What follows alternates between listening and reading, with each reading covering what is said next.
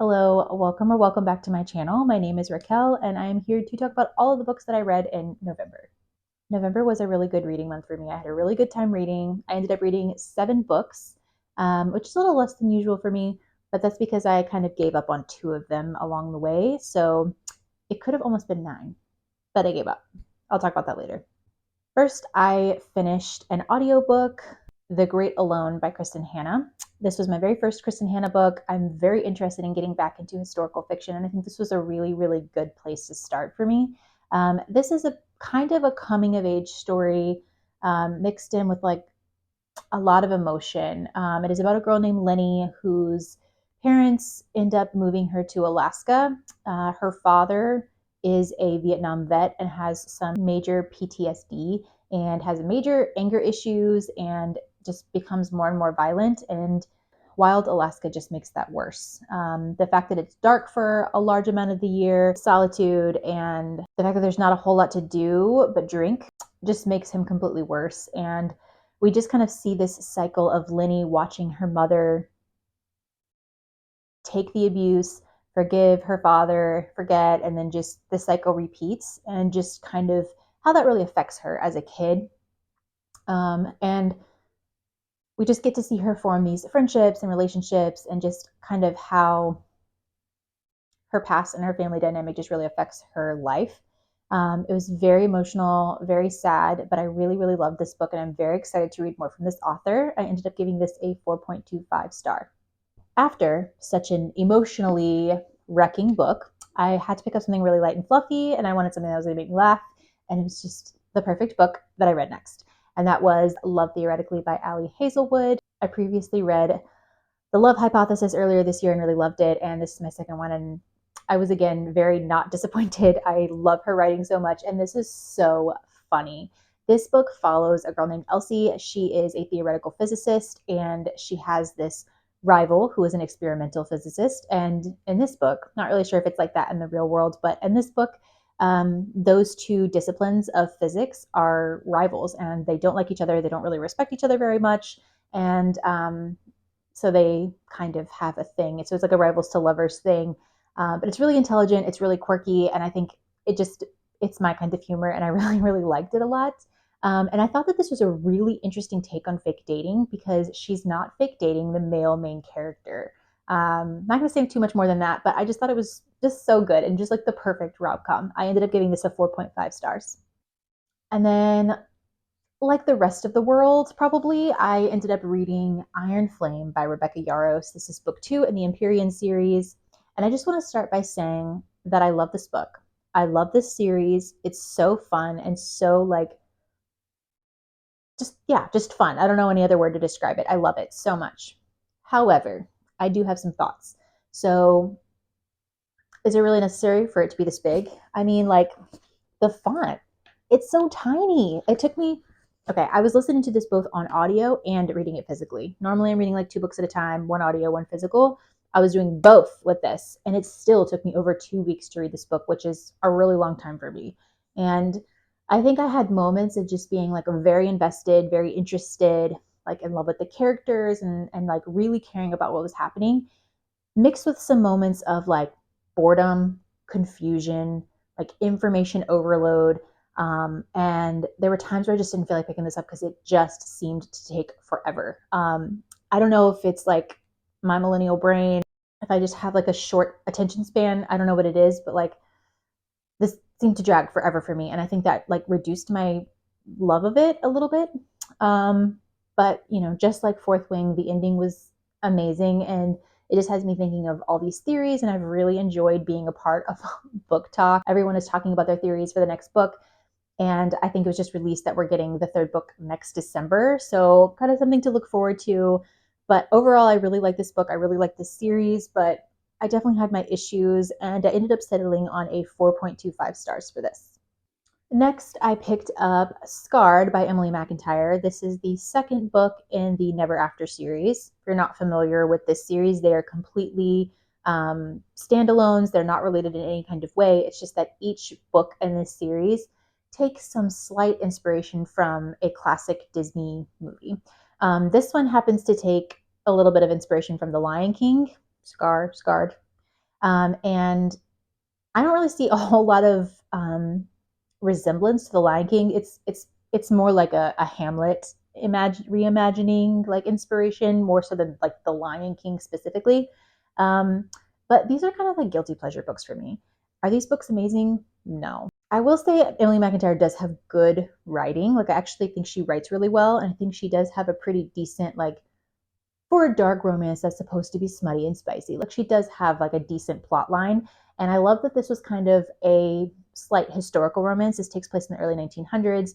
And we have a prince who is very dead set on revenge against his brother, who is going to be taking over as king since their father has passed away. And he is just trying to like raise this rebellion. And the girl who is promised to the future king he ends up falling for. And it's very spicy and pretty decent plot. I mean, it's easy to get through. It's easy to read. These are never going to be my favorite books in the world, but like they are a guilty pleasure of mine. And I'm probably going to read the next one, which is Wretched, I believe. And it is a Wizard of Oz reimagination. So I'm curious about that one. But ended up giving this book 4 stars. The next book that I read, I devoured within 24 hours. Any kind of book slump that I was in at this point, I immediately got out of it because I fell in love and I read it on my Kindle. It was The Housemaid by Frida McFadden. I have never read a Frida McFadden book, and I think that this is probably the best thriller that I've read in a really long time. It's so fast paced and like interesting, and it gave me like Verity by Colleen Hoover vibes. And yeah, I just really loved it. I flew through it, and I'm very excited to continue reading more of her thriller books. And I gave this 4.5. The next book that I read was our book club pick for the month, and that was Poster Girl by Veronica Roth.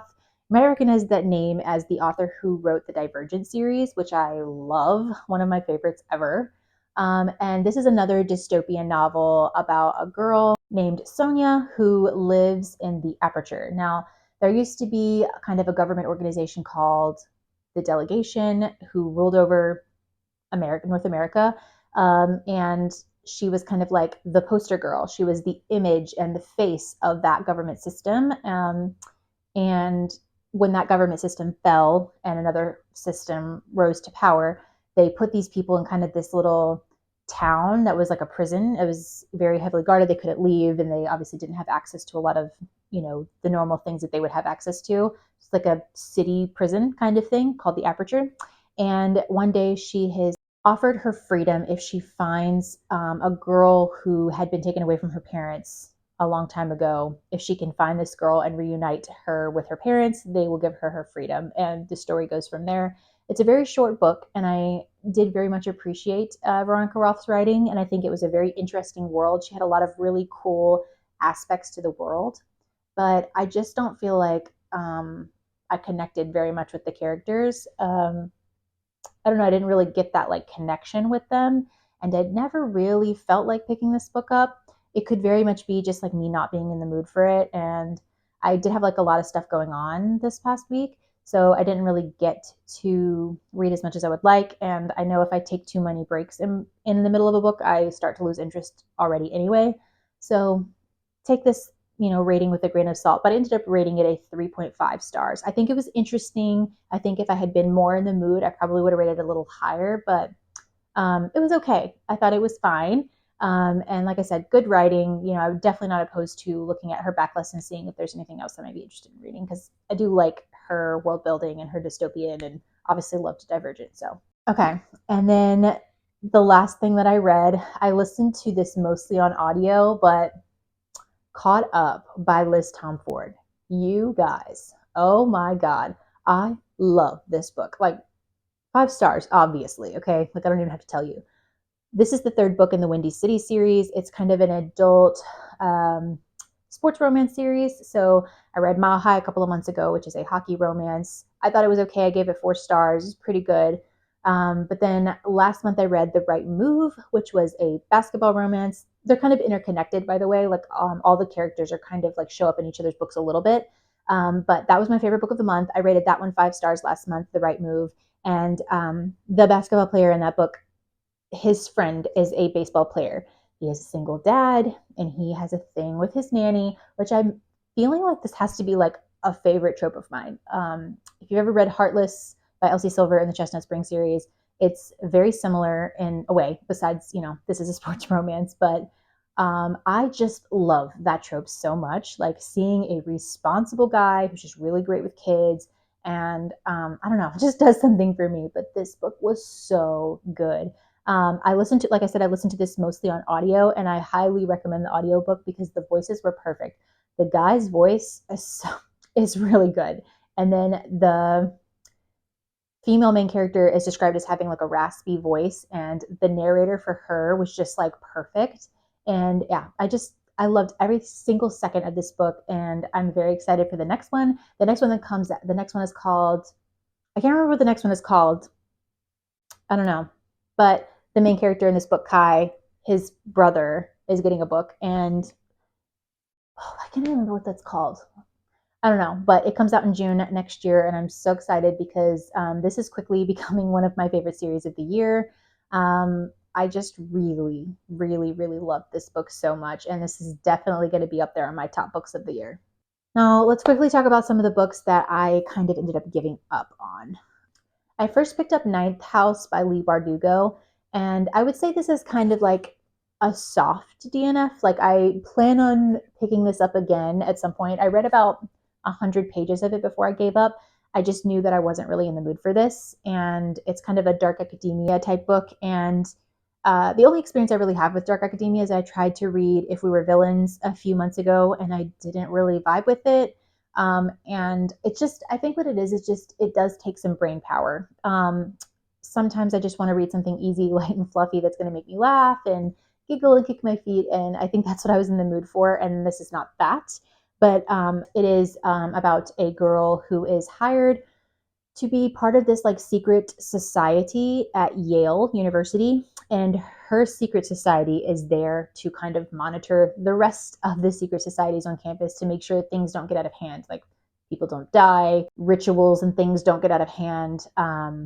And I'm not saying at all that this is a bad book. I actually found this storyline to be very interesting, and I'm still very intrigued. And I really want to pick it up again when the mood strikes, but I'm just not really feeling this at the moment. And the last book that I gave up on was Chain of Thorns. I have been kind of forcing myself to read this series, and I really just don't know why. I think I really wanted to read the entire Shadowhunters universe by Cassandra Clare, and I decided that I was going to read them in like the chronological order of like the year.